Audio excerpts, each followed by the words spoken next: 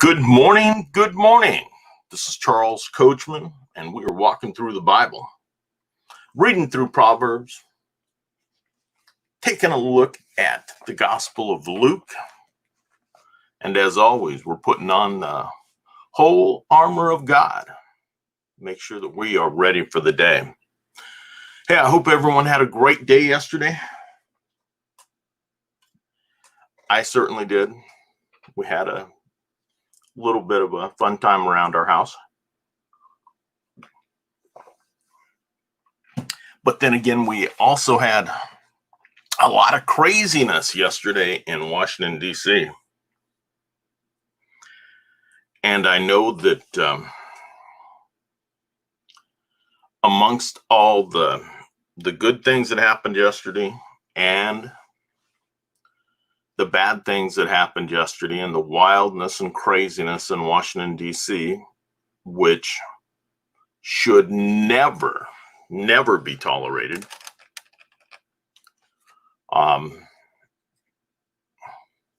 We had 4 people that lost their lives. We had one person, a lady that was shot, a lady from California that was shot and died in the U.S. Capitol. And then 3 others died because of, I guess, natural causes, but I'm sure it was because of the panic of what was going on and what was happening there. So 4 people from last that I heard died yesterday. So God rest each of their souls. God take care of you. And may you rest in peace. That was sad. Now, all I saw was one headline says the Congress finished their job last night and have certified that Joe Biden will be inaugurated on January 20th. And there was little doubt about that. Very little doubt about it. So I'm glad that they were able to take care of that. I am saddened for what happened in the Capitol building, for it to be stormed, for windows to be broken out, for people's spaces to be violated, for our chambers. That is the people's house. All of Washington, the White House, and the Capitol building. They are our house. But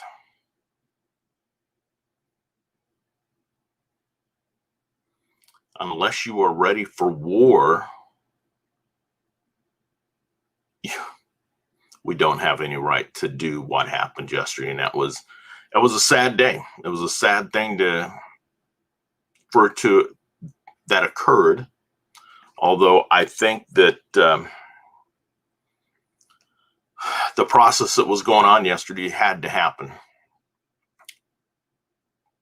And I wish more people would have listened to Ted Cruz, and he would have got to finish what he was talking about and been able to have a vote on that, because there were a lot of passionate people, I believed, with the subject that was going on.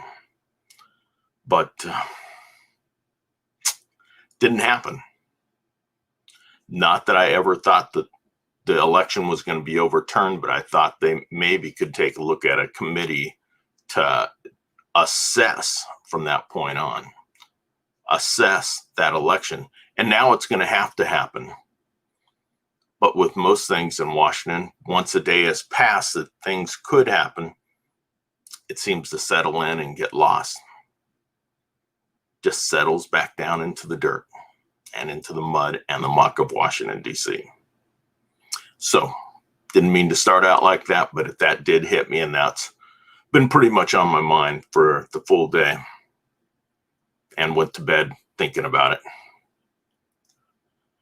Let's see. Let's get some shout outs in. Let's see what we've got going on here first. Weldon Whitehurst, don't you get any sleep? I'm concerned about you, man. I am certainly concerned about you. I hope you're getting enough rest, man. Take good care of yourself. Gloria Brown, good morning. Good morning, Gloria. I am so glad to see you, as always. And here was a dear friend of mine, Shelley Clock, who I've known since 7th grade. Shelley, that's been a couple of years ago. And it's so good to see you. Good to see you. And Kathy Sherritt's Carvall. So nice to see you. Glad that you are up and out and about. Probably having a nice cup of coffee and enjoying it. Look at that sweet grandbaby. So awesome. Awesome. So, got one shout out for this morning, and it is a fellow that I know named Steve Noble, the Noble Man. He was a realtor here in Santa Clara County, and now he had actually retired from real estate, but I believe he has started working again, and he lives possibly out in Discovery Bay or in that area near Brentwood. So Steve, I know I'll get a chance to talk to you later, but happy birthday to you, my friend. Enjoy it. Enjoy every minute of it. It's always fun.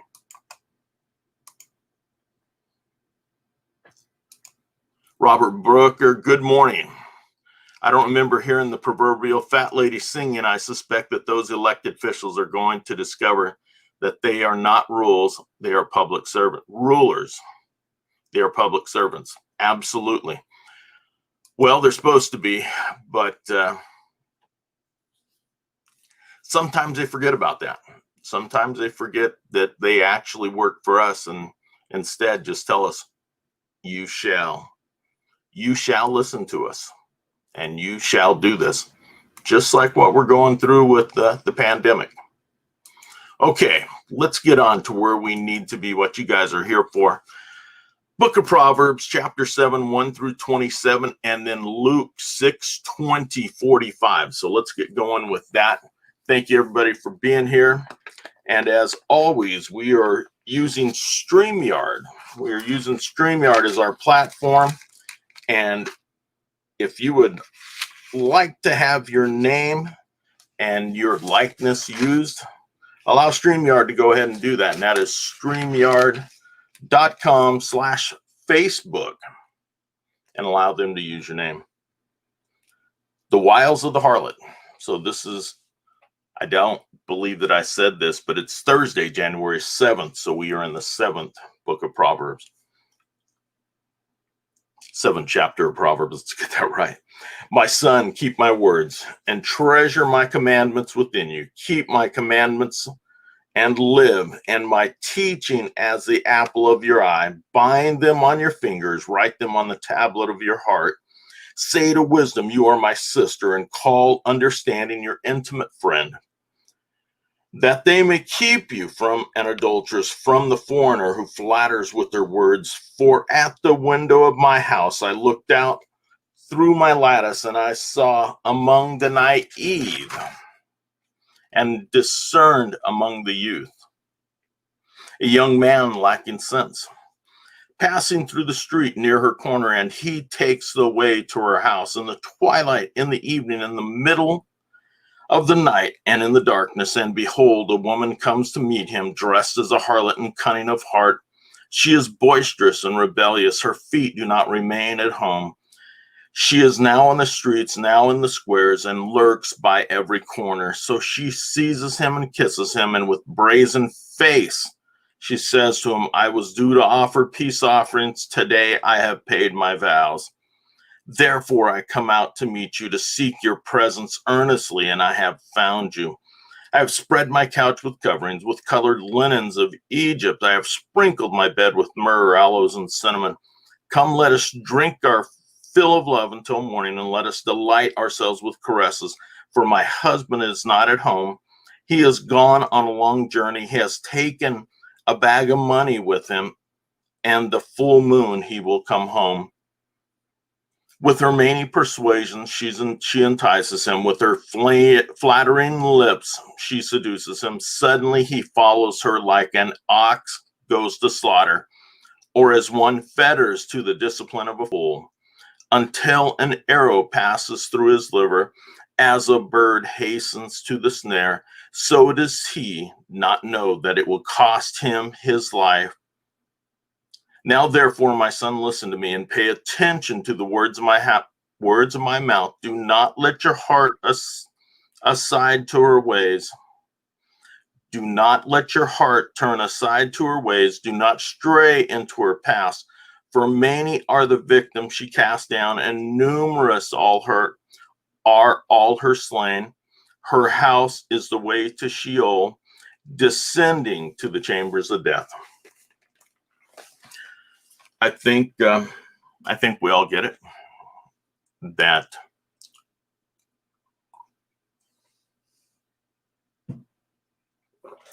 living that life, that turn away from what we all know is right,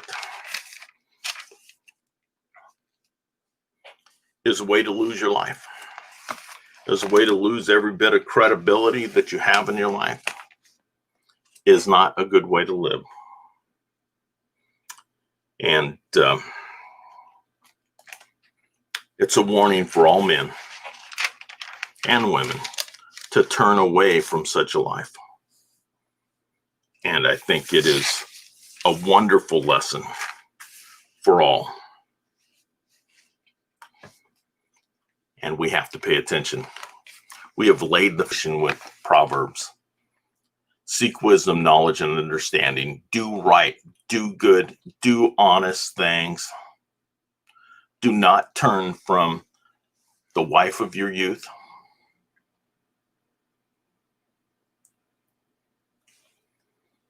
Do not seek the companionship of another. It's a terrible thing. But sometimes it happens. So we have to pull ourselves up. We have to do what's right, and we have to get going back on a straight path. If we have not made the unfortunate mistake of sacrificing your future for a day or a night of pleasure, or walk away from your family. It's a bad thing. But now we are going to turn on to some better things. We are going to turn into the Beatitudes from the book of Luke. Chapter 6, verse 20 to 45.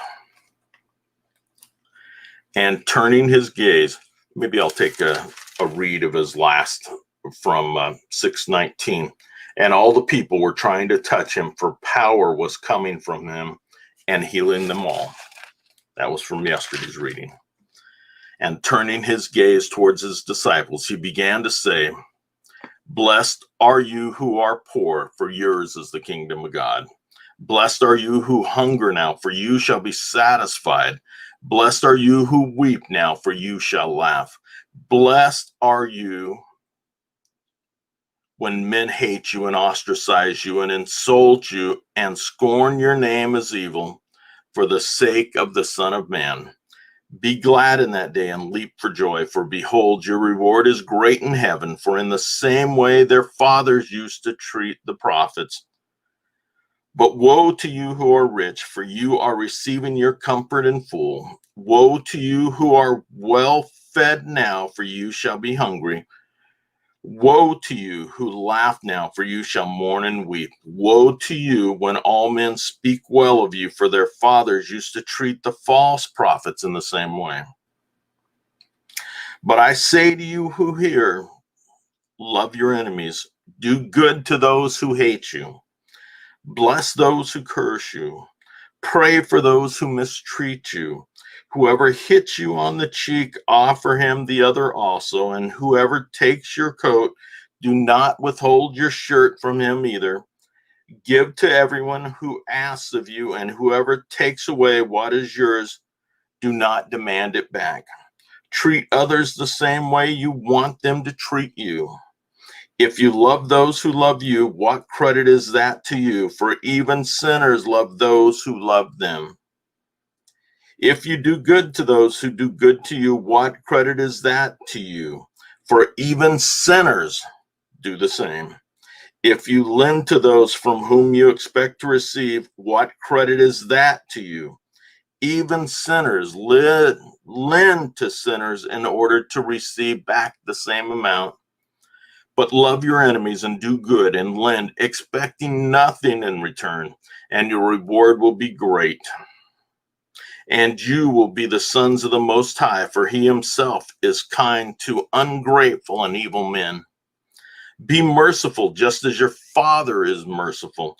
Do not judge, and you will not be judged. And do not condemn, and you will not be condemned. Pardon, and you will be pardoned. Give, and it will be given to you. They will pour into your lap a good measure, pressed down, shaken together, and running over. For you, by your standard of measure, it will be measured to you in return. Let's read that once again. Give, and it will be given to you. They will pour into your lap a good measure, pressed down, shaken together, and run over. For by your standard of measure, it will be measured to you in return. And he also spoke a parable to them. A blind man cannot guide a blind man, can he? Will they both not fall into a pit? A pupil is not above his teacher, but everyone, after he has been fully trained, will be like his teacher. Why do you look at the speck that is in your brother's eye, but do not notice the log that is in your own eye? Why do you look at the speck that is in your brother's eye, but do not notice the log that is in your own eye? Or how can you say to your brother, brother, let me take out that speck that is in your eye, when you yourself do not see the log that is in your own eye? You hypocrite, first take out the log of your own eye, out of your own eye, and then you will see clearly to take out the speck that is in your brother's eye. For there is no good tree which produces bad fruit, nor, on the other hand, a bad tree which produces good fruit. For each tree is known by its own fruit. For men do not gather figs from thorns, nor do they pick grapes from a briar bush. The good man out of the good treasure of his heart brings forth what is good, and the evil man out of evil treasures brings forth what is evil, for his mouth speaks from that which fills his heart.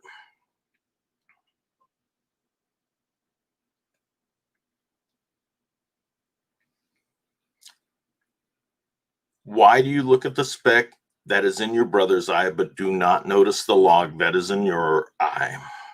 Or how can you say to your brother, brother, let me take the speck that is in your eye, when you yourself do not see the log that is in your own eye? You hypocrite, first take the log out of your own eye, and then you will see clearly. Take out the speck that is in your brother's eyes. For there is no good tree which produces bad fruit, nor, on the other hand, a bad tree which produces good fruit. For each tree is known by its own fruit. For men do not gather figs from thorns, nor do they pick grapes from a briar bush. The good man out of the good treasure of his heart brings forth what is good, and the evil man out of the evil treasure brings forth what is evil, for his mouth speaks from that which fills his heart.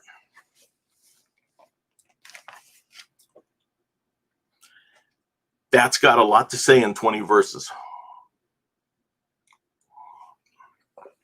25 verses. We could solve a lot of problems on this earth if we did what Jesus is telling us to do. Before we take a look at another and say this is bad, we have to examine ourselves, take care of ourselves, make sure that we're doing the right things. And that's what Jesus is asking of us each and every day. Boy, those passages are certainly worth taking another look, another read. and just absorb it all.